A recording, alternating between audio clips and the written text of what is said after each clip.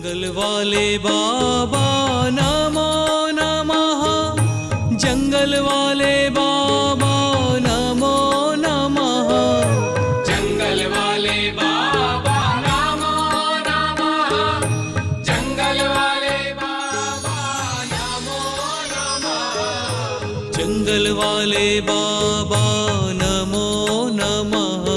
श्रद्धा के साथ अंतरंग से विशुद्ध भाव से ओम नमः का स्मरण हमेशा करें। जब भी आपके सामने संकट आ जाए, कोई समस्या खड़ी हो जाए, तपस्वी संतों का स्मरण करते हुए ओम नमः का भी जाप कर सकते हैं और अपने असहजता को समाप्त कर सहजता प्राप्त कर सकते, तनाव मुक्त होकर के सहज जीवन जी सकते हैं। ओम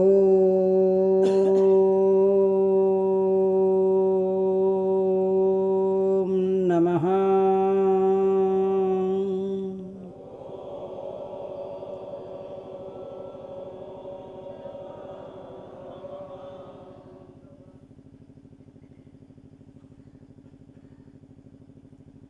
ओम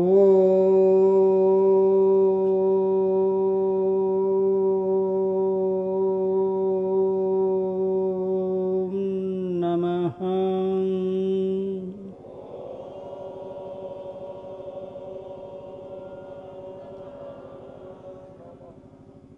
पंच परमेष्टि भगवान की, अनंतानंत सिद्ध परमेष्टि भगवान की, अहिंसा में विश्व धर्म की, आचार जीवन जीते हुए हमें क्या करना चाहिए, क्या नहीं करना चाहिए, हम ईर्ष्या क्यों करते हैं और ईर्ष्या करने से क्या नुकसान होता है, और ईर्ष्या क्यों करते हैं और किस किस के साथ करते हैं, इसका कथन मैंने आपके जीवन जीने की कला सिखाने की दृष्टिकोण से बता दिया था।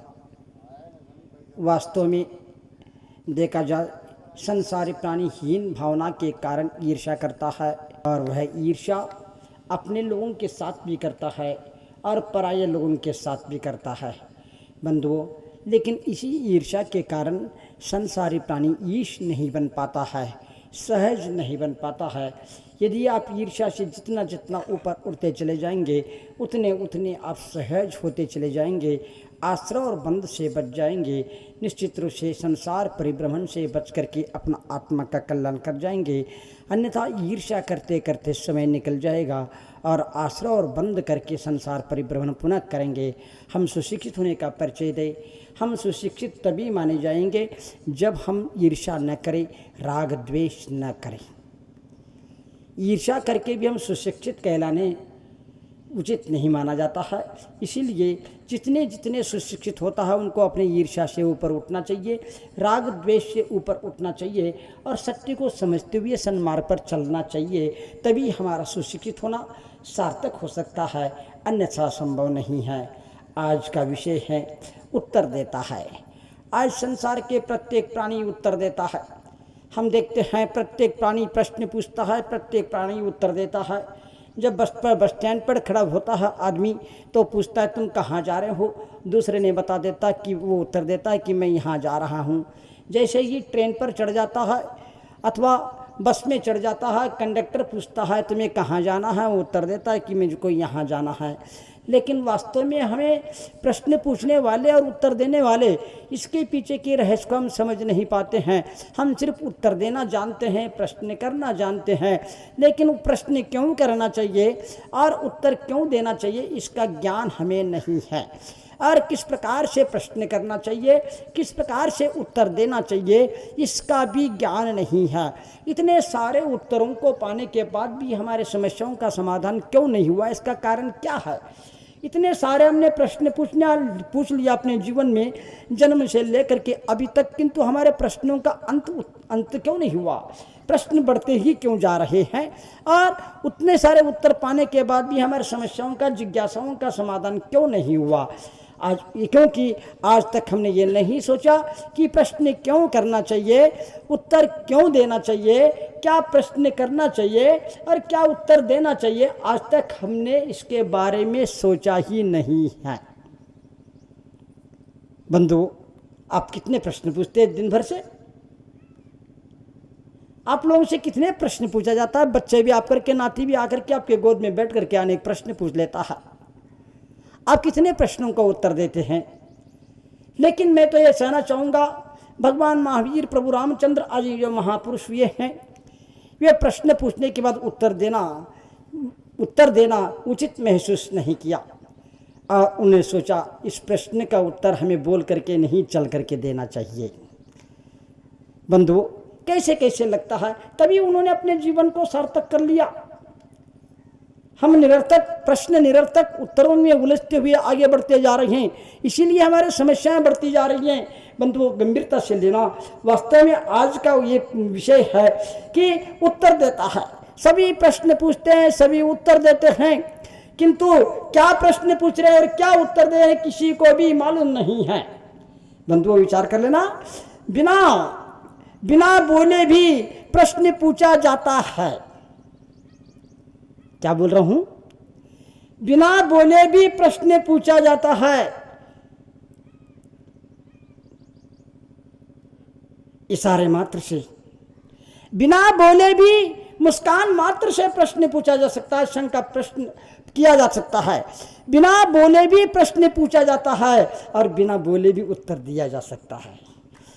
हम लोग गुरुदेव के पास रहते थे और जब मैं वहाँ पर करीब 3-4 साल रहा, वर्षों तक 2.5-3 साल तो मौन रहा।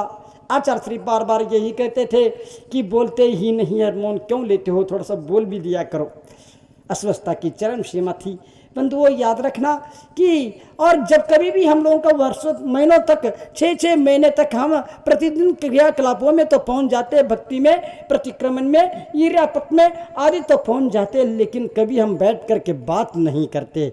यदि बात भी होते, इशारे से बात होते और वर्षों तक दोनों प्रश्न और उत्तर से मुक्त होते चले जाते। बंधु, पहले भी हमारे घर में, परिवार में प्रश्न भी होते थे, उत्तर भी दिया जाता था। आज जैसे गली में आकर के प्रश्न पूछा जाता है और उत्तर दिया जाता है, ये मर्यादाएं समाप्त नहीं किया जाता था। बहुत शालीनता से प्रश्न पूछते थे, बहुत शालीनता से उत्तर देते थे और बहुत शालीनता से सारे समस्याओं का समाधान भी कर लिया जाता था। लेकिन हम समस्या का समाधान नहीं करना चाहते हैं। हम प्रश्न पूछ करके अपनी विद्वत्ता को बताना चाहते हैं, हम उत्तर दे करके अपनी विद्वत्ता को बताना चाहते हैं। हमें शंका समाधान से, शालीनता से कोई लेना देना नहीं रह गया है। पति पत्नी भी बातें करते थे, बच्चे भी, पिता भी बातें करते थे, मर्यादाएं थी और व्यवस्था भी होती थी और कभी एक दूसरे को सामना नहीं करते थे। लेकिन आज छोटे से छोटा बच्चा भी सबके सामना करने के तैयार हो जाता है और आज के नई आई बहू भी इस प्रकार के काम करने के तैयार हो जाती हैं। बंधुओं, इसी के कारण हमारी समस्याएं बढ़ रही हैं, हमारा जीवन बिगड़ता जा रहा है, हमारा जीवन बिगड़ता जा रहा है। बनने के स्थान पर हमारा जीवन बिगड़ रहा है इन्हीं प्रश्न और उत्तरों के कारण। यदि तुम्हारे पास प्रश्न नहीं है तो प्रश्न मत करो, उत्तर नहीं है तो उत्तर मत दो, मौन रहो। समस्या का समाधान हो सकता है, किंतु बिना मतलब के प्रश्न पूछ करके बिना मतलब के उत्तर देंगे, तुम्हारे समस्याएं घटेंगे नहीं, बढ़ेंगे बढ़ेंगे बढ़ेंगे।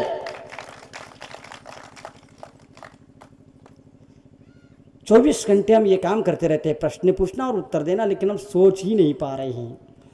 मेरे को समझ में नहीं आ रहा वो बहन जी क्या पूछ रही, वो बहन जी उनको क्या उत्तर दे रही है। क्या पूछ रही वो? नहीं पूछी कुछ? क्या पूछी? बोलो बोलो। कुछ पूछी नहीं, मैं देख रहा हूं। क्या पूछी? बोलो बोलो बोलो, जल्दी बोलो। तुमने क्या उत्तर दी? आपने क्या उत्तर दी? देखो, विचार करो। मैं ये कह रहा था, बिना बोले भी प्रश्न पूछा जाता है, बिना बोले भी उत्तर दिया जाता है। आपसे बगल वाला यदि प्रश्न बार बार कर रहा है, क्या बोल रहे हैं, क्या बोल रहे हैं, तुम्हें समझ में आ गए क्या? कि बिना बोले भी उत्तर दिया जाता है, आनाकानी करके, अनदेखा करके भी उत्तर दिया जा सकता है। कुछ लोग आकर के कहते, शिकायत करते, महाराज आपने तो उत्तर नहीं दिया। लेकिन मैंने उत्तर दिया है। कभी बोल करके उत्तर देता हूँ, तो कभी चल करके उत्तर देता हूँ, तो कभी करके उत्तर देता हूँ। बंधुओं, याद रखना, महापुरुष ऐसे होते हैं कि मैं कितना कहाँ तक बता दूं। आचार्य गुरुवर विद्यासागर जी महाराज जब राजस्थान छोड़ करके कि मध्य प्रदेश की ओर यात्रा कराए और विहार करते करते करते फिरोजाबाद पहुंच गए, मैंने सुना वहाँ के लोगों ने कहा यहाँ चौका वौका नहीं लगता है, यहाँ से निकल जाओ। लेकिन वहाँ पर वे रहे और इतनी प्रभावना की पृष्ठभूमि वहाँ पर तैयार हो जाती है, विद्वान लोग भी थे। और ऐसे फिरोजाबाद जैसे महानगर में और समय निकलता गया, लेकिन अंत में एक विद्वान आकर के उनसे निवेदन किया कि महाराज क्या कि आज आप प्रवचन अतिथि के बारे में दे देना, अतिथि किसे कैसे, इसका उत्तर प्रवचन के माध्यम से देना। आचार्य श्री सोचते हैं कि इनको उत्तर चाहिए, क्या क्या चाहिए, ये अभी से उत्तर ले सकता था लेकिन प्रवचन के माध्यम से क्यों चाहता है, कोई बात नहीं। उन्हें कह दिया अतिथि किसे कहते हैं, इसका उत्तर मैं प्रवचन के माध्यम से दूंगा। तो शाम के समय हो जाता है और 4-5 बजे के करीब आचार्य श्री जब प्रवचन का समय था उसी समय विहार करके चले जाते हैं।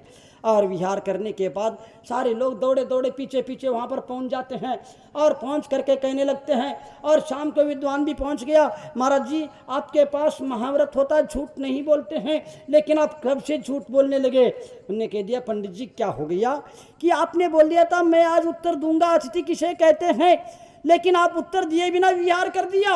उन्होंने कह दिया कि मैं बोल के नहीं, मैंने चल करके उत्तर दिया है अतिथि किसको कहते हैं। जिनके आने का और जाने का तिथि निश्चित नहीं रहते वो अतिथि है, मैंने बोल के नहीं चल करके उत्तर दिया हूँ। बंधुओं, महापुरुष होते हैं वह चल करके उत्तर देते हैं, क्योंकि उत्तर दे करके समस्याओं को बढ़ाना नहीं चाहते, प्रश्नों को बढ़ाना नहीं चाहते हैं। थोड़ा सा विचार कर लेना, चिंतन कर लेना, हम उत्तर दे करके भी कितने प्रश्न का बढ़ा रहे हैं, कितने उत्तरों को बढ़ा रहे हैं। आप एक उत्तर देते हैं सास के लिए तो उनके सामने 100 प्रश्न खड़े हो जाते हैं, तुम्हें 1000 प्रश्नों का सामना करना पड़ सकता है। क्यों? एक प्रश्न का उत्तर देने का कारण है। तुम 100 प्रश्नों का अथवा 1000 प्रश्नों से बचना चाहते हो तो एक उत्तर देना बंद कर दो। कितना छोटा सा काम है, हम पढ़े लिखे हैं, हम समझदार हैं, लेकिन हम जीवन जीवन तो जीना चाहते हैं, लेकिन जिस ढंग से जीना चाहिए उस ढंग से जीना नहीं चाहते हैं। जीने की कला हम में नहीं है। दुनिया को जीत सकते हैं, जीवन जीने की कला वही है, हर क्रियाकलाप से हम दुनिया का मन जीते, वही जीवन जीने की कला है। यदि संघर्ष में जीवन हो, अनुकूलता हो, प्रतिकूलता हो, सुविधा हो, साधन हो या न हो, कोई सहयोग मिले या न मिले, संघर्ष में जीवन भी जी ले, लेकिन हर काम में, हर कदम पर हर व्यक्ति का मन जीतने वाला ही जीवन जीने की कला को सीख सकता है। किताबी ज्ञान से जीवन जीने की कला सीखना संभव नहीं है। बंधुओं, याद रखना, आज बिना बोले भी प्रश्न पूछा जा सकता है, बिना बोले भी उत्तर दिया जा सकता है। इस प्रकार से मैं आपके सामने कह रहा था। और इतना ही नहीं, सज्जन व्यक्ति जो होता है वह सोच समझ करके उत्तर देता है। वो उत्तर देने से पहले ये सोचता है कि मैं जो उत्तर दे रहा हूँ इसकी नतीजा क्या निकलेगा। महाराज हम उत्तर ही नहीं दे क्या? नहीं, ऐसा मैं नहीं कहूँगा। यदि सास पूछती है अथवा शिक्षक पूछते हैं अथवा कोई अड़ोस पड़ोस के अथवा आपके सहपाठी अथवा मित्र, आपके कोई भी व्यक्ति आपसे कोई प्रश्न पूछता है तो उत्तर देना, दे सकते हैं तो देना, लेकिन सोच के देना कि मैं जो उत्तर दे रहा हूँ इसके नतीजा क्या निकलेगा। यदि इसको सोचे बिना उत्तर दोगे, सज्जन पुरुष सोच के उत्तर देता है, संत सत्पुरुष सोच के उत्तर देता है, और सोच के भी पुनः चल के उत्तर देता, बोल के नहीं। बंधुओं, कौन श्रेष्ठ है? प्रश्न पूछने से पहले उत्तर दे दिया। और दुष्ट जो दुर्जन होता है वो सोचता ही नहीं है, वो सोचता ही नहीं है कुछ भी, इसका नतीजा क्या निकलेगा इसके बारे में वो कभी सोचता ही नहीं है। नतीजा कुछ भी निकले, मुझे तो मुंह तोड़ जवाब देना है, शेर के लिए 1.25 शेर। लेकिन याद रखना, इससे समस्याएं घटेंगे नहीं, बढ़ेंगी। तुम्हारे जीवन की विसंगतियां समाप्त नहीं होंगी, विसंगतियां विषमताएं बढ़ेंगी। जंगल वाले बाबा नमो नमः, जंगल वाले बाबा